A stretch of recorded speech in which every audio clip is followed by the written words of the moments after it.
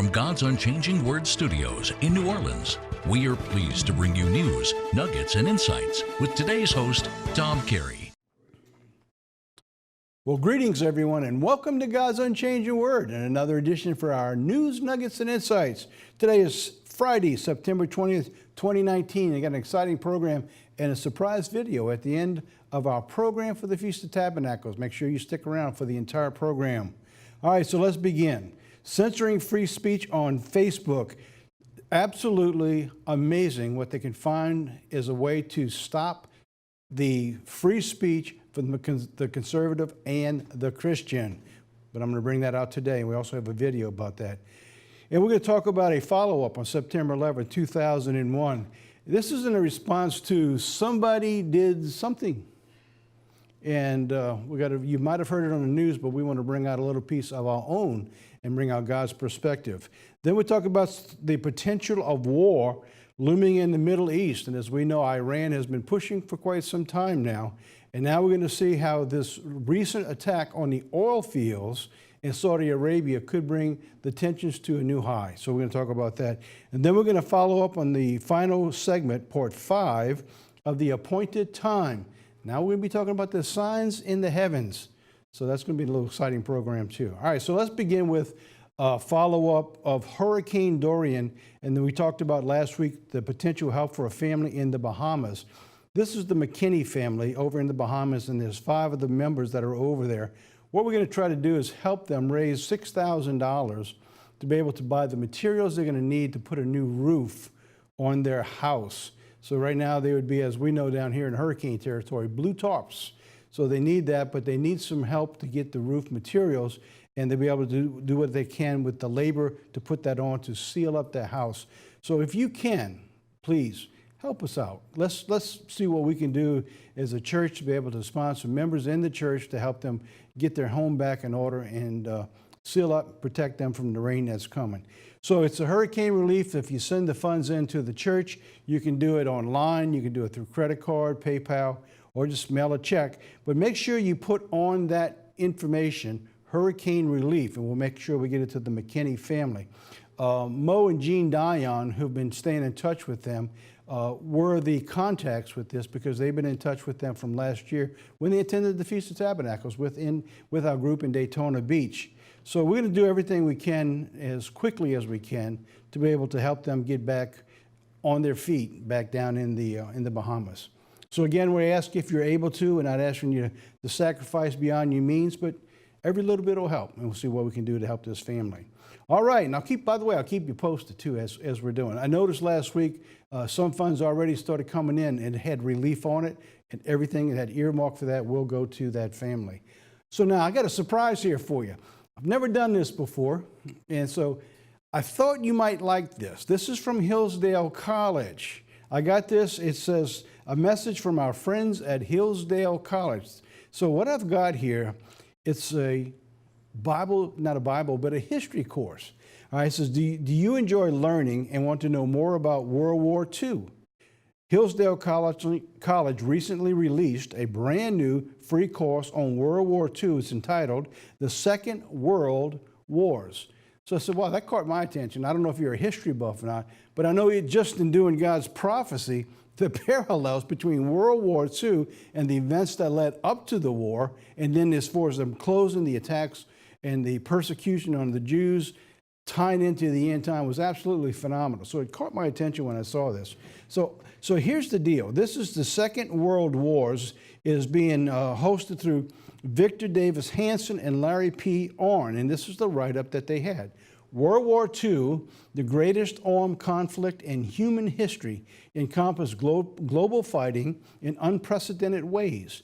In this free online course, you will learn how Allied and Axis investments and strategies led to one side to win and the other side to lose. So now, what I've done is I've copied their video trailer. We're going to play that, and when we come back, I'll give you the link where you can go online if you're interested and just sign up for this course, this history course. So if we would, Jeff, play that trailer, and I'll be right back. And over the whole world goes a clamor of hysterical joy. World War I promised us a perpetual peace. failed.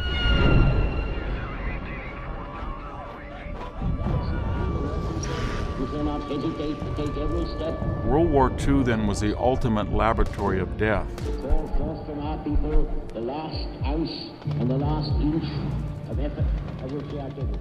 It told us in 1945 what we should have known in 1939. It took 65 million deaths to prove what should have been self-evident.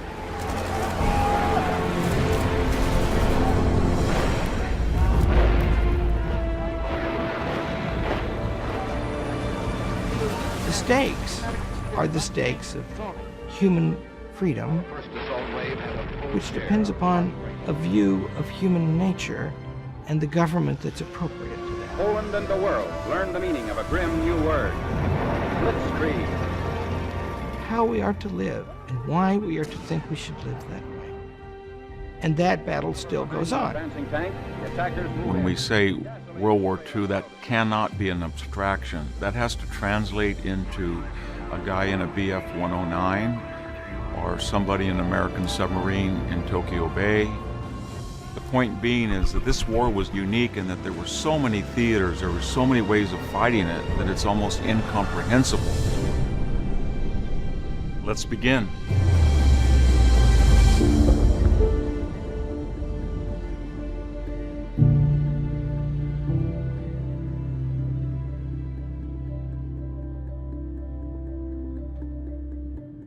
Well, welcome back. That trailer is really, to me, it's very inviting.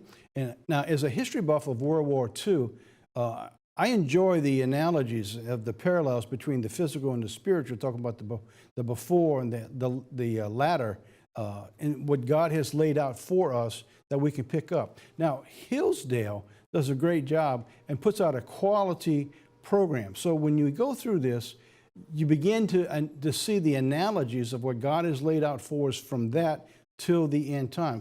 For example, let me just give you one example. In this trailer, he said, from 1939 and 1945, it took 65 million deaths to realize what we should have learned in 1939. Well, the truth is, at the end time, the very same thing is going to happen again, is that what we should have learned from God's holy word and the warnings that we put out, there's going to be countless hundreds of millions of deaths that's going to take place. Let me just give you one example in a spiritual analogy. In 1938, Hitler ordered the extermination of all Jews. From 1938 to 1945, we're talking about 7 years. And just like the time of Jacob's trouble, we're talking about the 3.5 years, but there's a 3.5 year period leading into that, or a time of wearing down of the saints. So you have the physical, whereas Satan is trying to destroy the actual physical from going back into the building of what God was going to establish as the modern day nation of Israel, to an end time establishing the spiritual nation of Israel with Jesus Christ on this earth. Now, I don't know what they're going to go into. I have no idea. But I know these gentlemen do a professional job. They're top-notch and probably the best in the field to be able to put this together.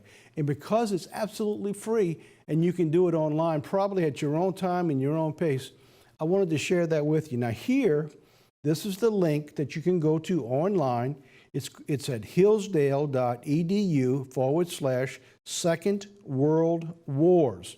And go ahead and sign it up. And if for some reason you don't get it that way, just go to hillsdalecollege.edu or .com and just look for it, and I'm sure that you'll be able to find it.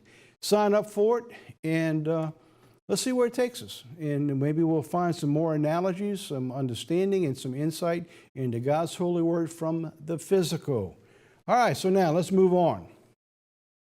Facebook, censoring free speech again. Facebook is at it again. This time it's crazy. Facebook deems Rosh Hashanah sexually provocative. I'm not making this up. So we could take it out the spiritual realm and make it into political. We just take out one of the E's. Instead of Facebook Dems, we Facebook Dem, the Democrats. It's the left. I just couldn't help it. I just wanted to bring that out. Anyway, let's talk about this for a second, because it is actually pretty serious. All right, so this is another case for censoring free speech. Facebook deems Rosh Hashanah sexually provocative. Now, how in the world can they get an ad from that? And I've got a video so you can judge for yourself. Facebook has banned an advertisement promoting a Jewish high holiday It's actually a holy day because they don't even know how to report on this, but it's actually a Jewish high holiday of Rosh Hashanah and Yom Kippur, saying that the ad is sexually provocative and overly suggestive. Now this is the ad. I'm going to bring it up in the next slide, and then I'll bring it up a little bigger so that you can read what's going on. Here's the Facebook ad. The ad, which was promoted by the Ariel Jewish Center, read, "High holidays, Rosh Hashanah, first day, Monday, September 30th, and Yom Kippur, Tuesday, October 8th on the night, and Wednesday, October 9th during the day." That's the big advertisement. Let me blow it up for you right here. This is what they wrote to them in their ad when they took it offline.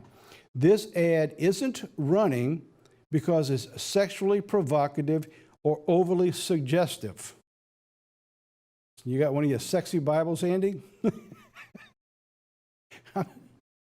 I'm sorry, people, but this is absolutely beyond belief. Now, let's take the second paragraph, and I'm going to bring that up again so you can see that a little bit more bold and easier to read. They tell them, change the post you're boasting to one that uses a different video. You can either use an existing post or create a new one. So now we're going to, censor the children, plug the ears. You don't want to hear this sexually provocative video that runs about a minute long.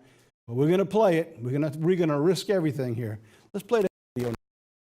Who knows? What do we do on Rosh Hashanah on the Jewish New Year? Yeah, Max. Rosh Hashanah we eat apples with honey to make it a sweet New Year. You're right. Great. Very good, Max. Please join us for beautiful and inspirational high holiday services led by Cantor Yaakov Young and myself. We have Sidurim prayer books with translation into English and Russian, and we have beautiful insights in both languages throughout the services. You could come to the entire services or just to part of it. I will be very happy to see you there.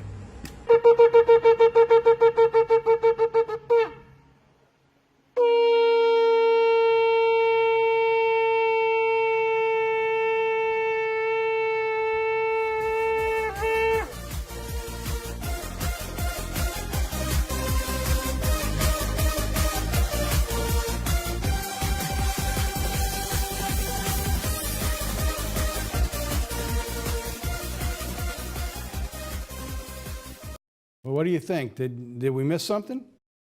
The truth is, Satan in his evil way is going to continue to try to silence God's holy word in any possible way.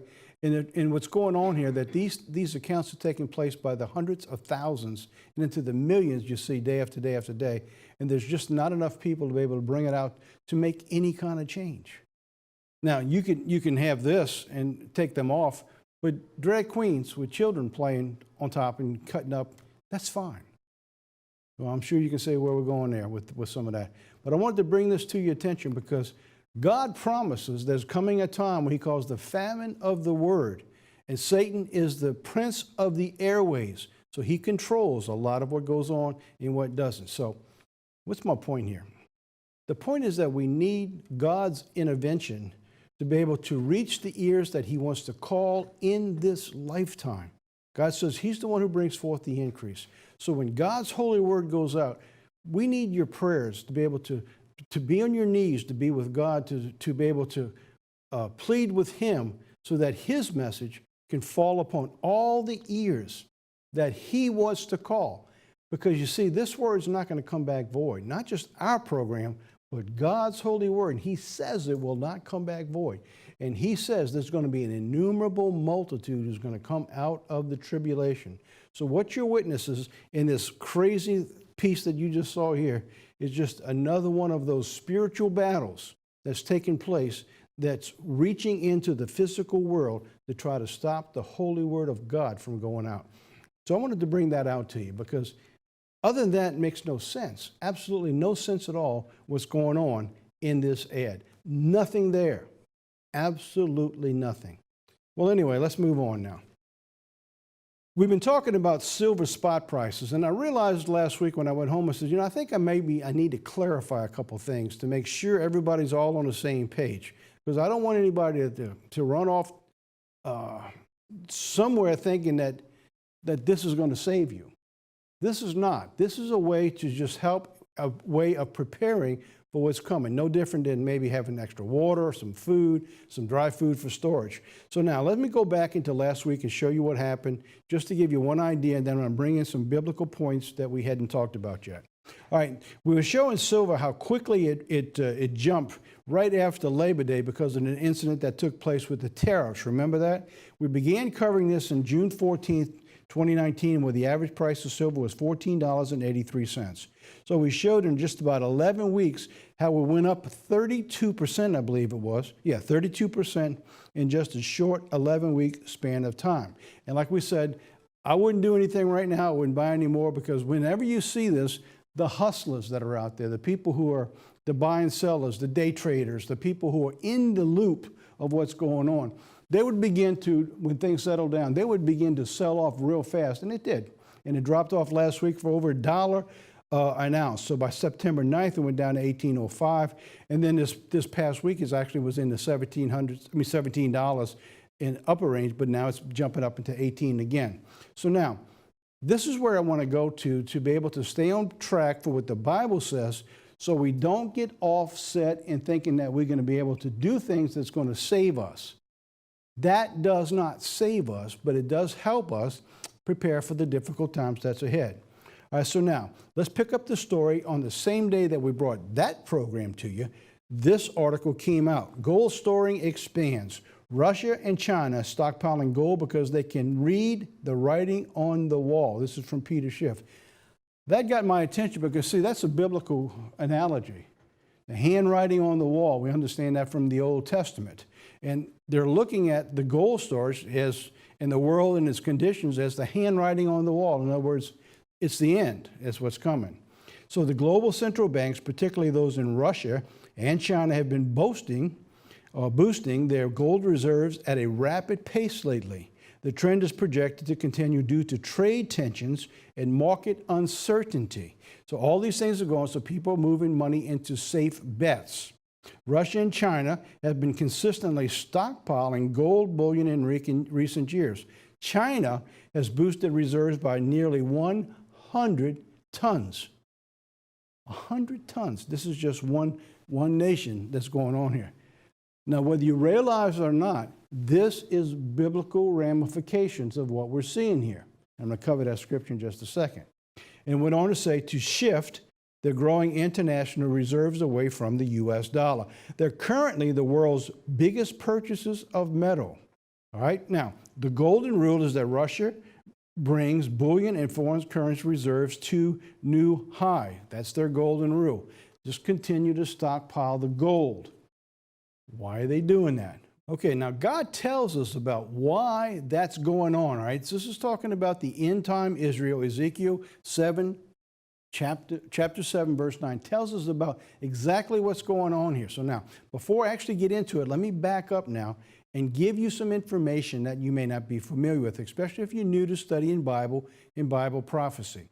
God chose Ezekiel as the prophet to go to the house of Israel and to warn that nation that if they didn't repent, they would go into captivity. The problem is, when God gave him that message, the house of Israel had already been in captivity. They didn't exist. They were driven to the winds. They were gone. The Assyrians had taken them away, and they were captives already. Therefore, what we understand from the Bible, knowing the former and the latter, the duality of the events, is that Ezekiel's message of warning Israel is for an end-time Israel. This is for a generation before the return of Jesus Christ. This is a warning for our nation and many of the Israelite nations that still exist. As we understand, they still exist from Revelation. Otherwise, how can you go and mark 12,000 of each of the tribes before Jesus Christ returns? The 144,000 comes from the house of Israel. So the Israel does exist, and they are there at the end time. It's just a quick summary that Israel exists before the return of Jesus Christ. So this message that I'm sharing with you today is not for them, but for us. Okay, with that said, let's go into this now. Gold storing. So God talks about what we've been talking about with gold storing, but we've been talking about silver for the last few weeks. The only reason I'm talking about silver is most of God's people are not very wealthy. So it's hard to go buy a bunch of gold and store it, but you might be able to buy some silver, all All right. So now let's see what God has to say about gold and silver storing. Verse 19, they shall cast the silver in the streets. Now in the past you might have heard people in the church talking about throwing the gold in the streets, but that's not what the Bible says. It's actually just the opposite of what God says. They said they'll be casting their silver in the streets and their gold shall be removed. So what are we witnessing here? These big nations is the gold being removed from the world. The world is taking it by the governments in the tons and tons and tons of gold. So what you're seeing, without people paying attention to what's going on, thinking it's an economic thing, it has a spiritual root, and this is where it's coming from. The gold, which is the standard for the world, is being removed and being confiscated by many of the nations of what they understand to be the Gentile nations. It says, and this goes on to say, all right, their silver and their gold shall not be able to deliver them in the day of the wrath of the Lord. Now, let's stop for just a second. This is why I want to go back into the silver today, because I spent a lot of time in it last week. I didn't want anyone to get the misunderstanding that you're going to be able to have enough silver that's going to carry you through the tribulation that's coming if you're alive before the return of Jesus Christ, and especially if he comes back in our lifetime, because it will not. This Bible says it will not save you when those time comes. What I'm talking about is simply a way of drawing some income when it happens so that we'll be able to get you some needs to carry you just a little bit further. That's what we're looking at. But I don't want people to get into an attitude of thinking that that is going to save you, because it won't. Because there's a real problem, what they call the preppers, the end-time preservationists, is being able to us versus them, saving everything that we got. Because anyone who seeks to save his life, God says, is going to lose it. So there's an absolute balance, which we're going to be covering some of that in the weeks and the months and whatever years God gives us before his return. And let's go on with this. It says the gold and their silver will not be able to deliver them in the day of the wrath of the Lord. They shall not satisfy their souls, neither shall their bowels, because it is a stumbling block of their iniquity. In other words, the stumbling block here is that people think that money is the end of all. It's going to be everything that we need, and it will not be. But look what God says, because what is it? It is the money, it's the mindset, it's the attitude, thinking that wealth, money, security, even stored food and water is going to be able to save you. It will not. And I'm sure your scriptures in the same chapter in just a couple minutes. So now let's take a look at the conditions when all that takes place. Now we're still in Ezekiel 7, but now we pick it up in verse 1 through 3. Moreover, the word of the Lord came to me, saying, also you, son of man, thus says the Lord God to the land of Israel, the end is come upon the four corners of the land. So now is the end come upon you, and I will send mine anger upon you, and I will judge you according to your ways, and I will recompense you upon all your abominations. So when this happens, we come down to this end time. This is what God says, this is the end. And so there's no silver and gold going to save anybody at the end time. But God's coming back to recompense mankind for his ways. Same chapter now, picking up verse 15 and 16, which gets us closer to the verse 19, which we read at the beginning. It says, the sword is without, and the pestilence and the famine within, and he that is in the fields shall die with the sword, and he that is in the city, famine and pestilence shall devour him. So let's take a look at this scripture now.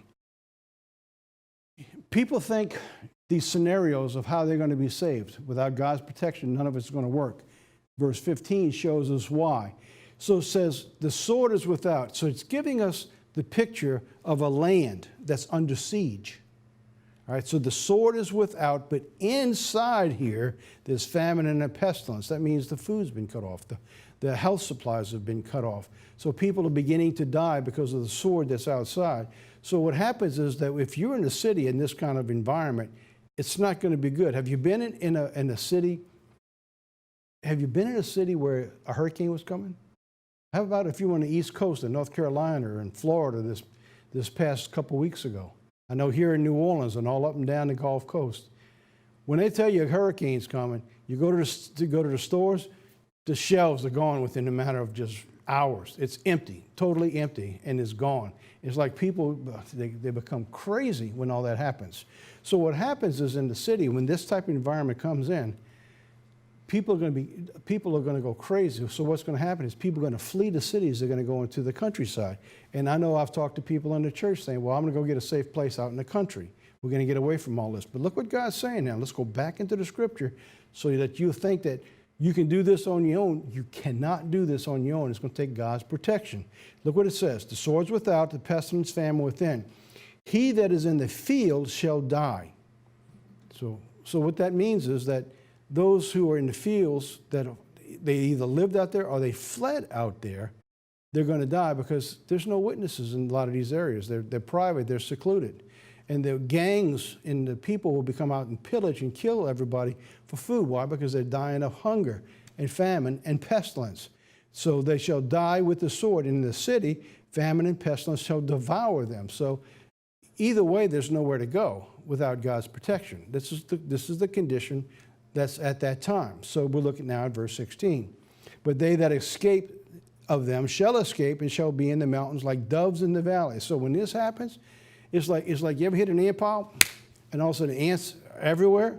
Well, that's what's going to happen with the people. The cities are going to be hit. It's almost as if we see a bomb going off in the city and warfare taking place. And people are just fleeing the city because they said the sword is without. And so they go flee the city where they're like ants across the mountains, like doves in the valleys. They're everywhere. And so the people in the cities are going to be going out after them, and if they brought food with them or supplies, they're going to be killing them and trying to get the food from them. This is what the scenario of what God's talking about at the end time. So now, if you got some time, and I recommend you take some time, understand the analogies from chapter 7 goes into chapter 8. And chapter 8 talks about the greatest of the abominations, where he picks up Ezekiel by the lock of his hair. And he carries him over Jerusalem. He says, what do you see?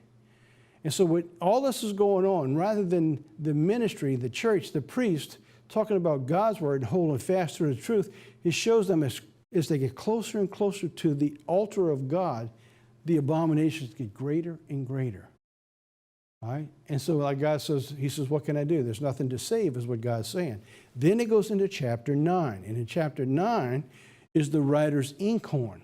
All right? In the writer's inkhorn, God says, he says, I've had enough. Go out and just basically wipe out every man, woman, and child in the areas that he's talking about. He said, but before you do, first go out and mark those who cry inside for the abominations.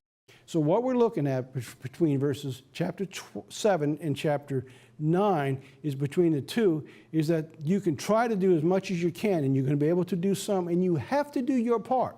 God says that. But it won't save you. What will save you is God. And God says, go out and mark those, in other words, protect those people who cry and sigh for the abominations. You know, when I first saw that, and I'm going to come to this in just a second, I saw that one time when understanding the duality with Moses. Because God hid Moses when Pharaoh was just trying to destroy all the babies. He took Moses and he put him in Pharaoh's house. And he hid him, protected him. So you can't tell me God can't protect us when the end time comes. And he promises protection. I know there's going to be a martyrdom, but not everybody. God will do what he needs to bring about more converts at the end time. What we have to do as a church is draw close to one another and draw close to God and send out that protection and that warning message of what's going on. And God will take care of us. That's what we need to do as a church. All right, now let's move on. All right, September 11, 2001. Now, again, this is something from last week that came out, and I want to bring something out, and you might have heard it already, but the point is it's talking about changing history, actually changing history of the way people begin to report 2001. Just like with World War II, many people are trying to change history, that the death camps never existed, that the Jews were never massacred. They said that that's all a bunch of lies. Well, they're already here. We're just 18 years ago, and they're already trying to change the narrative on what's being portrayed in history. So what are we talking about? I'm going to talk about three things here. First, we're going to pick up the story. Now, we covered this during the year about Ilhan Omar. Somebody did something, right? in that little video. We're going to play that again. Then we're going to talk about a response to the Omar. This is a person who lost his mother. You might have seen him on the news. If you did, you'd had to have been watching Fox, because I think they're the only ones who covered it. And the New York Times on what they wrote about who's responsible for 9/11 in a tweet that they put out on 9/11. All right, so now, the New York Times, let me start with that one. The New York Times sent an update out blaming airplanes for taking down the World Trade Center. It's just the way they wrote it. And now this is what they wrote. This is the original. 18 years have passed since airplanes took aim and brought down the World Trade Center. Planes, right? Let's get this bigger so we can kind of pay attention to what's going on here. 18 years have passed since airplanes took aim. How about that? Airplanes took aim on their own. As I go through this, I want you to try to find out anything written about terrorism or anything about the Muslim terrorism trying to attack America and bring it down. It's not there. Brought a firestorm, so finally they had to update their story, but they still never said why. But this is what the original tweet went out and said. 18 years have passed since airplanes took aim and brought down the World Trade Center. The Times tweeted, today families will once again gather and grieve at the site where more than 2,000 people died. So now, this is the original from last year when Ilhan Omar said somebody did something. So let's play that video. I'll be right back. Say raise hell, make people uncomfortable. Because here's the truth. Here's the truth. Far too long, we have lived with the discomfort of being a second-class citizen. And frankly, I'm tired of it, and every single Muslim in this country should be tired of it.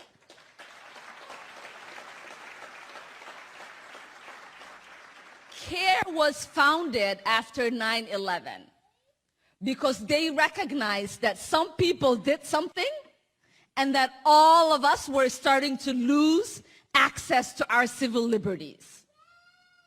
So you can't just say that today someone is looking at me strange, that I am going to try to make myself look pleasant. You have to say, this person is looking at me strange, I am not comfortable with it, I am going to go talk to them and ask them why. Because that is a right you have. So there you have, that's originally, and I cut it out because it goes on and on and on and on and on. So what she said here, let's take this just in a truthful, just that little segment right there. The New York Post came out, here's your something. Somebody did something. Maybe it doesn't seem like a lot, but you change the narrative, you just changed history. So somewhere down the road, it'll get lost in history. Here's what else she wrote here, is that the truth, she says, CARE was established after the World Trade Center's fall in 2001. The truth is, it was established in 1994, long before that. They were connected to Hamas and to the Muslim Brotherhood, and they have been labeled as a terrorist group in 2007 as unindicted co-conspirators with 245 others in a fundraising scheme for taking money and funneling it to Hamas. They are supporting terrorism. They're supporting groups who are using terrorism to destroy this nation and Israel. And she is out there continually pushing that narrative. I couldn't find it, but just a few months ago, they passed a bill that they're trying to get approved to go on the books in Washington to recognize Muslim, the Muslim religion is one of the world's greatest religions, and has actually put it through in the House. And I'm going to find it, and maybe some of you can find it, can send it to me, because I tried to go through the House and looking for it all, and I couldn't find it because I wanted to put with this and what they're trying to do. Now, on 2019, on September 11th, this was a response to somebody did something by this gentleman right here, which you can see in the video, who lost his mother during that time. And again, it's only about a minute long, but it's worth watching. All right, let's play that video. Good morning, brothers and sisters in good faith. Listen, some people did something, I am here today to honor my 76-year-old mother, Frances, on the solemn 18th anniversary of the 9/11 attacks. Mom, we all miss you and love you very much. Some people did something, said a freshman congresswoman from Minnesota, to support and justify the creation of CARE. Today I am here to respond to you exactly who did what to whom. Madam, objectively speaking, we know who and what was done. There is no uncertainty about that. Why your confusion? On that day, 19 Islamic terrorists, members of Al-Qaeda, killed over 3,000 people and caused billions of dollars of economic damage. Is that clear? But as to whom? I was attacked. Your relatives and friends were attacked. Our constitutional freedoms were attacked. And our nation's founding on Judeo-Christian principles were attacked. That's what some people did. Got that now? We are here today, Congresswoman, to tell you and the squad just who did what to whom. Show respect in honoring them, please. American patriotism in your position demand it. For God and country, amen. I thought it was great to see somebody finally speaking up like that. It's nice when you see the grassroots finally speak up. What's interesting, though, is that even in this and at the speaking up, the turning, Ilhan Omar, even now justifies what she said, because as she puts it out there, and you can go find it for yourself, that she is the true victim here. Because she was being mistreated after this event went down, and she didn't like the way people were looking at her. So she had to say something. Absolutely phenomenal that this person can actually stay in this Congress and represent this nation, founded one nation under God. All right, let's move on now. All right, Saudi oil fields bombed the Houthi rebels in Yemen. This has been going on now for a couple months. We haven't covered a lot of it because we've been watching to see where the escalation is going to go, because this is still going to be long time bearing. There's going to be a lot of incidents going on. But this time, it raised the level of the problems because of the bombing of the oil fields, which now affects the rest of the world. Now, what's been going on is Iran, who they'll say, well, it had nothing to do with us, and many people say, well, it had nothing to do with Iran. But the truth is it does, because Iran has all its surrogates all around the Middle East, which they're training, educating, sponsoring, and feeding with money to be able to continue to bring the escalation of problems up, just like it did here with Yemen. So these type of war events are going to try to draw America into a war. And if we can do that, then of course we'll begin to bring in the rest of the Arab world into it to stop the United States or Israel from intervening in what's going on. So there's a lot of information that's going on that's not being shared with us right now. But what we do know from God's holy word, at some point in time, is that all of these events are going to lead to where the armies are going to surround Jerusalem. So at some point in time, there's going to be an event that God's going to show us that when it's getting close to the end time, you'll begin to watch all these little nations will eventually have America out of the picture, and they will be surrounding Israel, and you'll know that Jesus Christ is coming soon. So these are the things that we're watching for right now. All right, so now let's go on. Saudi Arabia facing changes. This is coming in from CNN. The Saudi Arabia's crown prince is at a crossroad right now. Saudi Arabia's crown prince Mohammed bin Salman and his father King Salman face the biggest decision of their lives as they respond to the attacks of the Saudi oil fields. Get it wrong, the region could burn. Get it right, and the desert kingdom could prosper and reform as ambitious crown prince plans. What we're seeing now is when these things begin to take place, is that the world is heightened. You watch oil prices rise, and I believe I got one of my slides. If it ain't the next one, it will be one right after that. It's this one. All right, you watch oil. On the very next day, the oil prices began to rise as the uncertainty continued to expand. Fortunately, what people haven't paid attention to is that the changes that the administration has made as the United States being one of the major suppliers now of producing oil to be able to send oil and natural gas to the rest of the world. If this event would have took place back in the 70s, those of you might remember the 70s, they had oil shortages. They had people in line for gas. They had even and uneven days. They had days where you could only get 10 gallons at a time for gas. And the price just skyrocketed up there.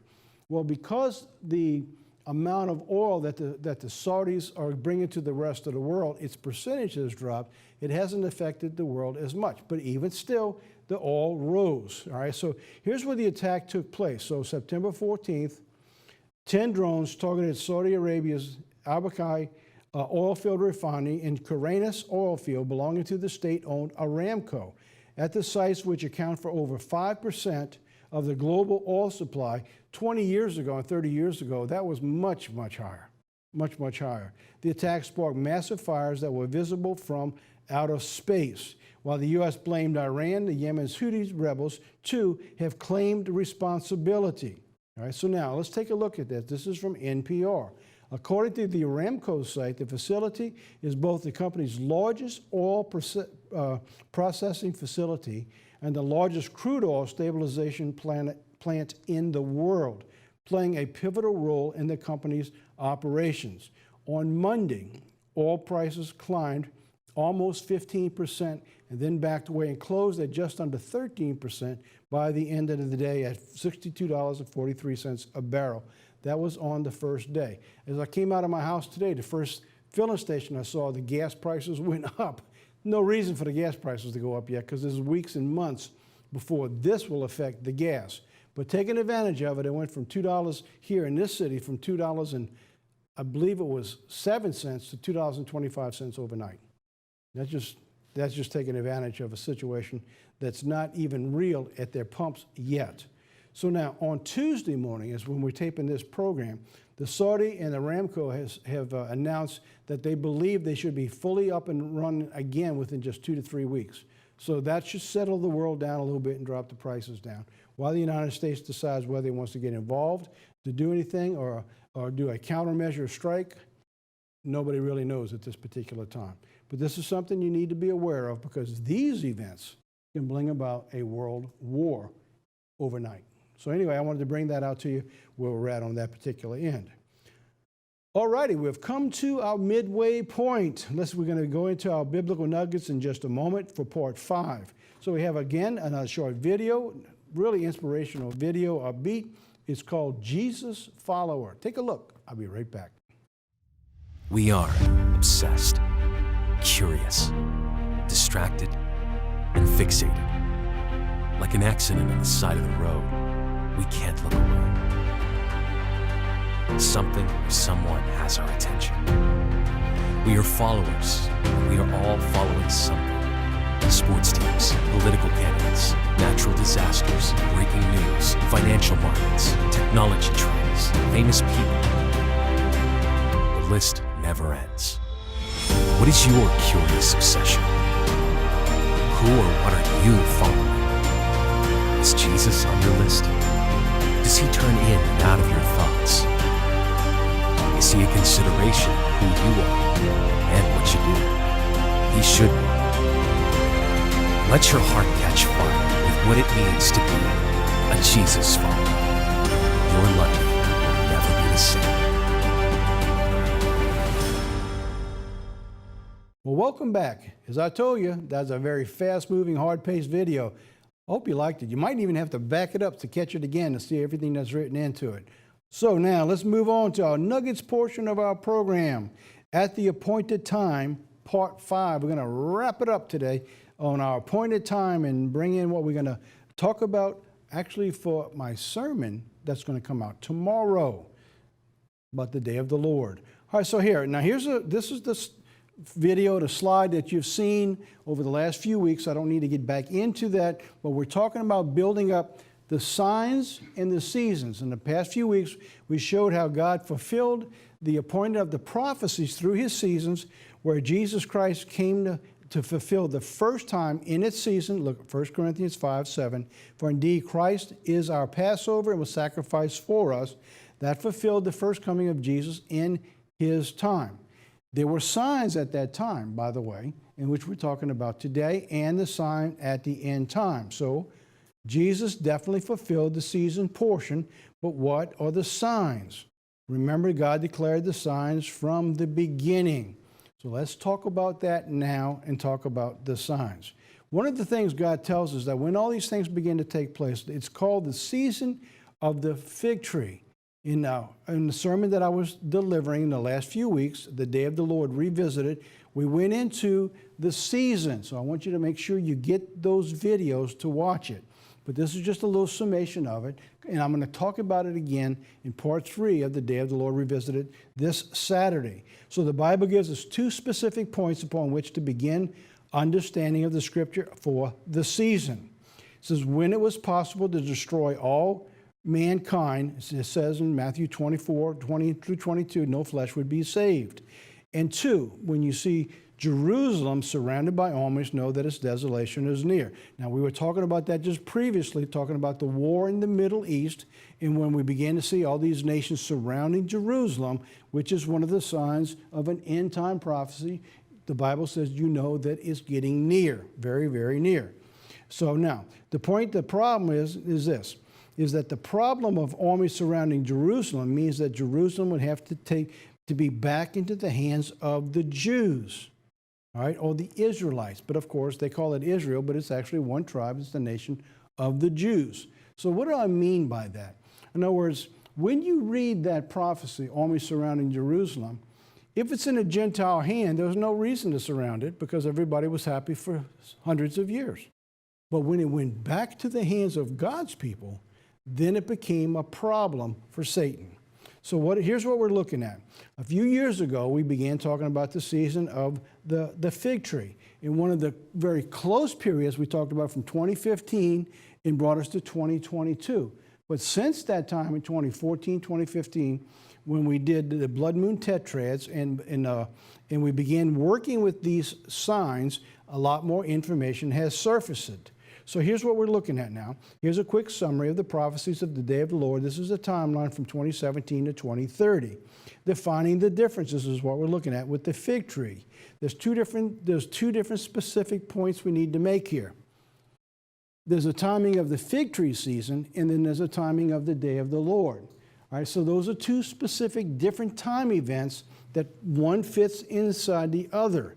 There's another point that needs to come out. The Day of the Lord versus the day of Christ's return.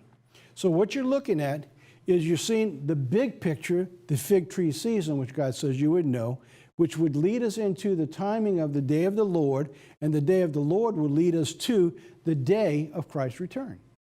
So what we've been able to determine is the beginning to understand when the seasons of the fig tree actually begin. There are 3 specific areas that we've brought out, and I'll just give you a quick summarization of that here for the sake of time. The first was in 1917. So in 1917, we began to see the events primarily of World War II, bringing this massive conflict, the United States into the war, that actually began in 14. We came in 17. And in 2017 was the beginning. In other words, you can't have the army surrounding Jerusalem unless it's in the hands of an Israelite nation. Well, then it begins to go back to the hands of an Israelite nation. It's turned over into Great Britain. So if you don't understand who the modern day nations of Israel are, you need to go to our website and you can see who they actually are. The second event taking place is 1948, which is actually the establishment of the state of Israel itself, recognized by the world. The second thing that comes out here is the possibility of no flesh would be saved. We have moved into the nuclear age. So somewhere between 45 and 50, there was enough nuclear weapons to destroy all flesh. Then, of course, the third time is a possibility of the fig tree season is 1967 when the Jews took over the entire city of Jerusalem, and now everything is set in place for the armies to surround Jerusalem at the end time. With each of those events, They supported and they fulfilled the prophecies of the Old Testament, and they laid support for the next prophecy to be fulfilled. In other words, as each one takes place, it builds on the next stage that's going to take place. Let me show you. Now, we brought this slide out in the Day of the Lord Revisited. All right, so I want you to make sure you get those sermons. There's going to be 3 of them, right? I've got one more to deliver. It's going to come out tomorrow. So let me show you what I mean by all of this. So they had to have the land that's going to go back to the Israelite nation. Step 2 is that because they had the land, now they had to become a nation that would be recognized for the world to hate. That took place in 1948. The second stage of that, and that's why I don't believe that's the starting point, I think these two go together, where the children of Israel actually take over Jerusalem itself in the Six-Day War. Then you have what's coming with the return of Jesus Christ, is the physical type of the spiritual, with Jesus Christ coming and his feet will stand on the Mount of Olives. So as far as my understanding would be, there would be 2 periods of time the fig tree season is either 1917 or 1948 when they become an actual state. So I actually believe, because of the 100 years and the 3 attacks of the Assyrians as the Old Testament, I really believe the fig tree season could begin in 1917. So now, there's 2 other areas that's been overlooked on the Church of God charts that's critical to the timing of these prophetic events. The first are heavenly signs. That's been off limits for anybody, the heavenly signs. So what are we talking about with the heavenly signs? All right, so let's take a look at that real quick. This is what we had back, and you can go online. These are still available. It's called the Blood Moon Tetrads from 2014 to 2015, Part 2 and Part 1. They're still online. You can go back and see these. But this is a chart that we brought out back in those sermons. And as we began to work, and we were talking about a perfect storm between 2014, 2015, 2020 to 2022. And these are all the events that centered around those different specific periods of time that had prophetic significance to what we were talking about. Now, heavenly signs. I just put a star here because back then what we didn't understand was the importance of a star alignment in 2017. So what the 2 points here that we need to understand that we haven't looked at before were the heavenly signs, and we have a star alignment in Revelation 12 that took place in September 2017, which is a duality of what took place at the coming of Christ's first coming back in the New Testament. At the beginning, we see where the wise men went to visit Christ. All in that period of time, there's an alignment identical to what took place at September 17th, with one exception, and I'll talk about that in just a minute. And the other thing we didn't cover was roaring seas. At that particular time, talking about the conditions. We just didn't understand how it was going to change, that world conditions were going to be talked and brought into climate change, and how climate change is going to be bringing about world dominance. So now, here's the stars, here's the alignments. What we're talking about, Revelation 12, it says there'd be a sign in heaven, a woman clothed with the sun, the moon under her feet, and had a head of garland, 12 stars. Then being with child, she cried out in labor and in birth to give pain. All right, so here's the alignment, and what I've circled here was September 23rd, 2017, and here's what we're looking at in the heavens and the constellations. There's the constellation Virgo. Excuse me. Remember, Christ was going to be born of a virgin. Then you have the constellation Leo, which is the king constellation, right above her head, and you have Jupiter, which is the king planet. So all 3 of these are tied into the alignment of the stars as part of what potentially we believe is one of the signs that God is showing us for the end time. Are we worshiping that? No. Putting our faith in that? No. But what we're putting together here is the alignment of stars that gives us a heads up on what's taking place on a specific time in a specific event. So now what I'm going to do is I'm going to show you how this constellation, well, here, I'm just bring that back up again. All right, so now, this is the sign of what's going on in that constellation. It ties up with Revelation. You have the sun, right? There's the sun. I'm going to put a box around each one. And the moon under her feet. You see the moon under her feet? All right, so you're going to keep it going. I'm going to go through this now.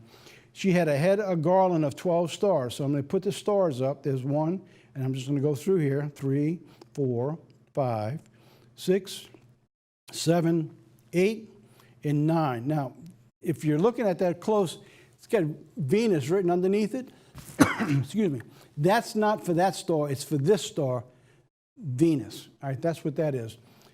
Virgo has 9 permanent stars and what they call 3 roving stars, which are the planets that move across there. So you have Venus, Mars, and Mercury. So there you have an alignment of what she talks about.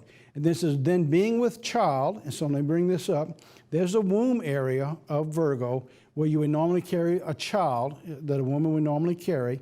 And there's Jupiter. So now let's take and do this real quick. I'm going to give you a video. It's only about 2 minutes long, and I'm going to narrate it as it goes through. And if you've been with us in the past, I've done this before, so you'll be able to see what we're talking about here is a sign of what's taking place. This alignment was at the time of the birth of Christ, and it's an alignment for the second coming of Christ. It also aligns with 2 times that the temples fell in the Old Testament, same year, and the temple fell in the New Testament, same year.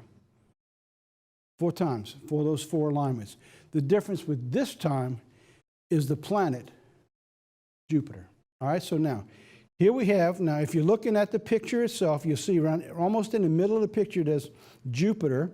All right, see, and you can see its movement right there. So I'm going to use my cursor, I'm going to go around. Now what I'm doing here is I'm circling the womb area for Virgo. Now I'm looking at the date. So this is the date. We're in 2016, 10/30/2016 to show you all the movements, and we're going to begin to move everything forward.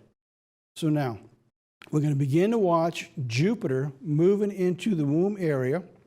So now I've stopped it. So now it's about to go into the womb area, and Jupiter literally stays in the womb area for 9 months. It's amazing. It's the only time that NASA can find this alignment shows up and takes place. The amazing thing is God laid this all out from the beginning of creation. Can you imagine how it timed on trumpets for 2017? Within 3.5 years of the beginning of the 8th blood moon tetrad? All right, so now, what I've done now is I'm moving the clock forward. We're going to keep moving it, and every time you see that black moon go by, another month has gone by. So now we're in March 2017, now we're in April. So we're going to keep moving it. Now, if you're watching Jupiter now, it's going back and forth. It's called retrograde. It stays within the womb area. It looks like it's about to come out. Then it stops, and it goes back and forth again. So it stays in the womb area for 9 months. About 9 months and a week, I think, exactly where it's at. So now I'm slowing everything down. We're coming into September 6th. So we're watching the alignments come in place. So I'm at 9/9/2017. This is the alignment on that specific date. Jupiter now is getting close to coming outside of the womb. So let me go through day by day. 10, 11. You see the sun lining up on her shoulder, clothed in the sun. Here come the planets lining up. Everything's coming in place. And here comes the moon. Remember I said, but the moon's got to be at our feet, according to Revelation 12. There's our planets. Give a couple more days come through, 19, 20, 21, 22, 23. There's the moon at her feet. Jupiter's out of the womb, and you have the 12 stars, the 9 regular and the 3 moving stars, all in place where they're supposed to be. She's clothed with the sun. There's Jupiter outside the womb as if it was delivered. Remember now, Isaiah 66, God talks about. And now we move it. Now I'm going to go forward. I'm just going to click on it, and it's going to go about as if it always was. Another month has gone by. Now we're into November. Well, anyway, that's the way it lines up. All of these events tie up specifically to certain events and specific times. So now, one of the signs that God says would be the signs in the heavens. So now, to explain those signs, we're talking about the day of the Lord revisited. I will go into specifics on this event tomorrow in that sermon that I'm delivering. So if you don't have anywhere to go tomorrow, click on our link. We'll be live streaming so you can see exactly what's going on. If you have services to visit with other brethren, go there, and you can pick this up after it's taped. But I recommend that you see this and put it together with the Day of the Lord Revisited and the Roaring Seas. All of these series pulled together to tell the story that needs to be understood for the end time generation. All right, let's begin to wrap it up now. DVDs in the mail last week are Who Controls the Weather? That's a sermon I did a couple months ago. And Faith in the Church by Clayton Evans. And we have in the mail the newsletter that went out, and we put the sermon offering, The Day of the Lord Revisited. So if you are not able to see it online, write for it or call in, and we'll be glad to send you this new series that's going out in the mail at the end of September, beginning of October. Will be going out in the mail. Music CD for this year at the Feast of Tabernacles, Trinity Music from the Trinidad congregation, some of their hymns that they put together with a really upbeat music theme to it, so you're going to really enjoy that. And the DVDs, the Roaring Seas, the 2 parts. We put them in a special case so you can keep them together, make a nice gift collection for your collection at home. And every year we put something together that you can take home. This year is Roaring Seas.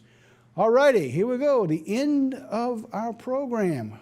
We got a video I want to bring to you today, and you're going to love this. This is a feast Bible study that we're mailing to all the feast sites that we actually purchased. It's about an hour long. I'm going to give you just a segment of it today. It's about the 7 churches, and this little segment is going to whet your appetite for the Feast of Tabernacles that every feast site is going to be playing this year. This is on the Church of Smyrna. Take a look at this. I'll be right back.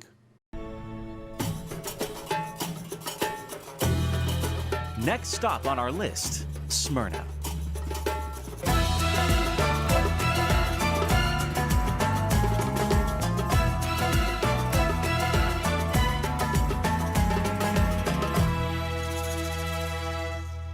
Smyrna, an ancient city now surrounded by the modern Turkish city of Izmir, was originally established around 1000 BC.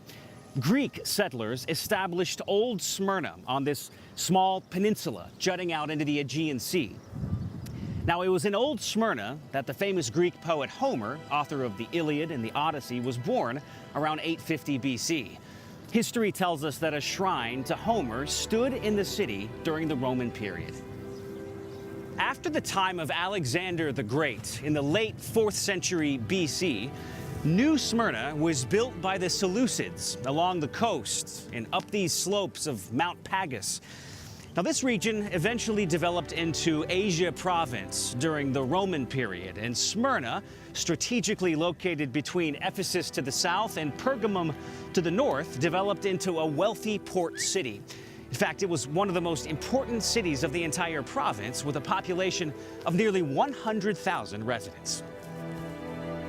During the Roman period, ancient historians said that Smyrna was a city of great beauty and impressive architecture that circled Mount Pagus like a crown. There was a great harbor, a massive agora, and a theater on the northwest mountain slope that could hold 20,000 people. This wealthy city was also known for its exceptionally good wine. Smyrna was severely damaged by an earthquake in 178 AD, but was quickly rebuilt. Now, the layout of the city we see here today, and most of these structures, are pretty much the same as they were in the late 1st century when John was writing. Here's a portion of John's 2nd letter in the book of Revelation. To the angel of the church in Smyrna, write, I know your afflictions and your poverty, yet you are rich. I know about the slander of those who say they are Jews and are not, but are a synagogue of Satan. Do not be afraid of what you are about to suffer. I tell you, the devil will put some of you in prison to test you, and you will suffer persecution for 10 days. Be faithful, even to the point of death, and I will give you life as your victor's crown. Revelation 2, 8 through 10. In this letter, John pointed out that the Christians in Smyrna had experienced major oppression. They were poor, but also rich, alluding to the city's reputation as being pagan and also wealthy. John's letter went on to mention blasphemy by the Jews here in Smyrna, who he called part of a synagogue of Satan. The letter went on to indicate that some of the Christians here in Smyrna would be thrown into prison, but John called them to be faithful, even unto death. This letter was written during the time of Roman persecution of Christians under Emperor Domitian. In fact, the church here at Smyrna was under more opposition than most due to the strong influence of emperor worship here in the city. Now, people were compelled to offer sacrifices of worship to the Roman Caesar. Oh, hey, little buddy. I oftentimes have this effect on animals and people. Now, during the time of John, emperor worship was required by Roman law. Failure to participate was punishable by imprisonment or even death. Now, scholars differ as to the reference synagogue of Satan, but it probably referred to the Jews who not only opposed Christianity, but were participating in the Roman imperial cult. As for later church history, Polycarp, a famous historian and student of the Apostle John, was martyred here in Smyrna in about 156 AD. According to tradition, Polycarp was pierced with a spear and burned at the stake for refusing to burn incense to the Roman emperor. His final words, "I bless you, Father, for judging me worthy of this hour, so that in the company of the martyrs I may share the cup of Christ." As I leave Smyrna, I can't help but think of the many people throughout history, and even today in many places, whose decision to follow Christ came at a great personal cost, even in many cases the ultimate cost. Reading about the lives and deaths of early Christians serves as a sober reminder that the choice to follow Christ, even in our day, sometimes comes at a very high price. Well, as you can see, it's going to be an exciting Bible study. You don't want to miss it. It's going to catch it at one of our feast sites this year. Well, that's it for our program. Thanks again for watching and being a part of God's Unchanging Word for this week's edition for News, Nuggets, and Insights. And don't forget, share it with everybody you know. They're going to love you for it. Or not. Till next week, God be with you.